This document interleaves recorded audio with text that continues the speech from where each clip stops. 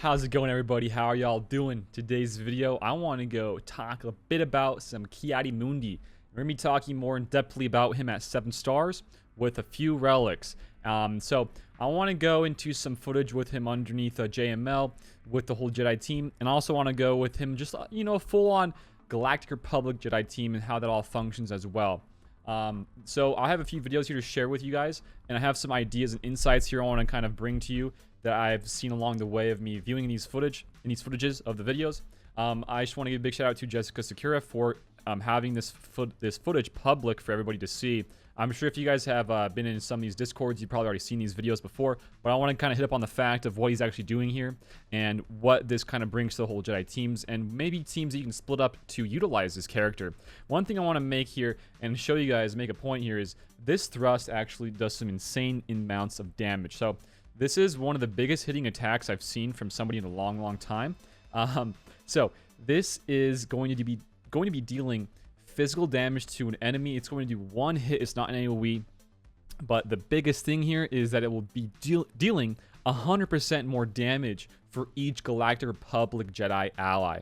And this is not for each other. This is actually for everybody. So this includes himself as well. So you can potentially have 500% damage here on this huge hit, which is incredible. And we're going to see some of that damage here in a little bit in the first one I'll show you. So that is some huge damage. So another thing here I want to point out is in his Ataru form, he has even more offense and more defense penetration with that speed. And the biggest thing here with this whole, forming and swapping is you do get a lot more damage in Ataru. I can't say that sometimes. Makashi is a bit more tanky and defensive, but with how he usually is played out, you never really want to go into the Makashi form for the most times. You really want to go and stay in the Ataru form so you get a lot more damage output because he can go pretty dang quick. So you got that. You can double tap in Ataru form and just deal some more damage. You can actually hit pretty dang hard in basics as well. I've seen 50k, and this is a pretty big one here as well. If they're all Galactic Republic Jedi, they have more offense, speed, and max health. Also, the support and healer roles for the GR Jedi, they have some more offense built in with their max health, as well as with this one. He can recover some more protection with his taunts, and he inflicts armor shred on his other special. So it's a lot of fun here to be had here. So let's go swap over to his footage. First one I'll show you here. So this is versus Darth Revan team. This is like more of a team you'd see on offense rather than defense, countering a Rey. But this is still a good showcase of just his damage potential.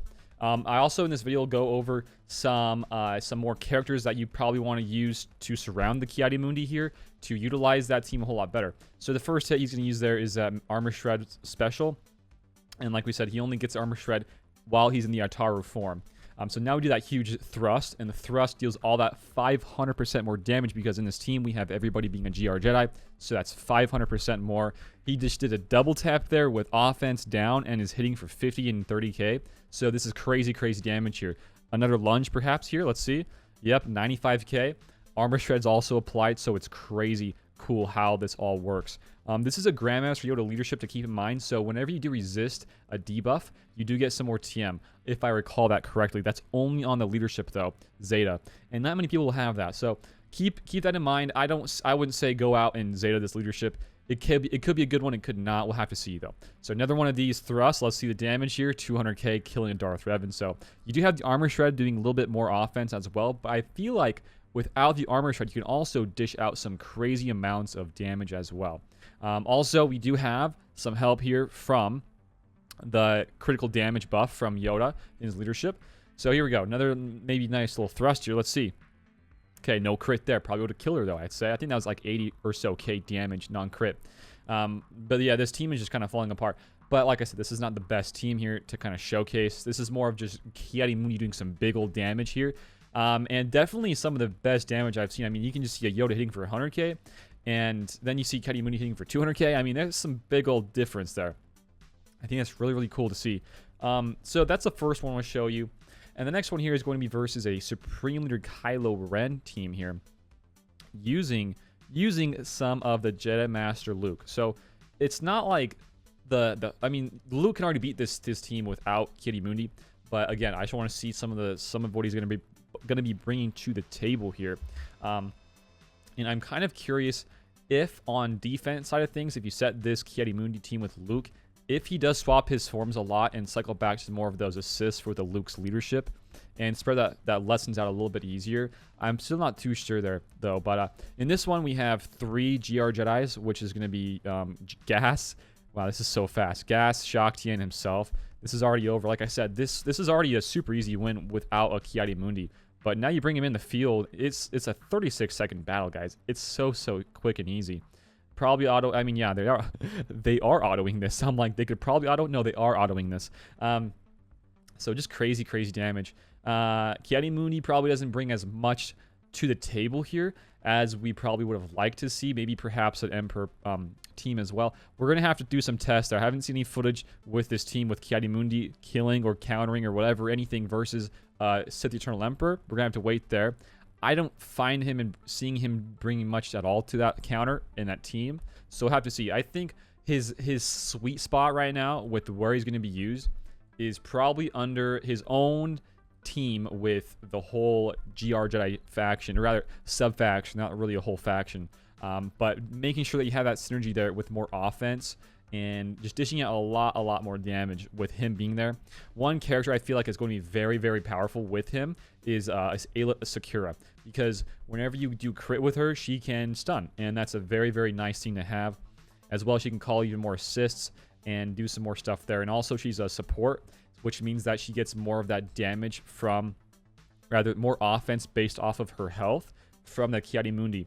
If all are, rather, never mind, that's for the other one. Just she pretty much just gets, first being support, she gets more offense based around her health. The other one is based around the full-on GR Jedi team, which is kind of going to be hard to do right now at the moment. We're having to kind of 3-craft some teams to use there. But like I said, this is auto again versus a Master Luke, so a mirror match is super easy. He seems to be very powerful on the offensive. So with that being said, the guys I feel like would be really good and really powerful around him are going to be probably Ayla Secura, Barriss Offee. Let's just go to the teams here really fast. So we're looking at a GR Jedi. So we got to get 5 if we want to get that bonus, right, with his Jedi Council unique. But you don't absolutely need that. I feel like he can definitely be good without having a full-on GR Jedi. So for me, and where I feel like he's going to be the best used is a team with Grandmaster Yoda somewhere. We could use that same team we just used, but maybe not use a GK and use something else, because I still want to maintain my Padme team with Anakin, GK, Ahsoka, and all those other guys, right? But the reason I'm going to be bringing up Yoda is because at the moment with some people out there, including myself, is that I use my JKR with my JKL to counter a Supreme Leader Kylo Ren. I don't need my GMY. He usually goes either unused or he goes with my Padme team on offense or defense. But now with Ki-Adi-Mundi, once we can get this guy 7-star, I know not everybody will get him 7-star, but for those that do, and myself, I'll get him, I think, soon, in like the next month or so. I'm going to be probably gearing up my Basilisk, or my Barriss, rather, my Barriss Offee, and my Ayla, just to get a somewhat of a strong GR Jedi team going.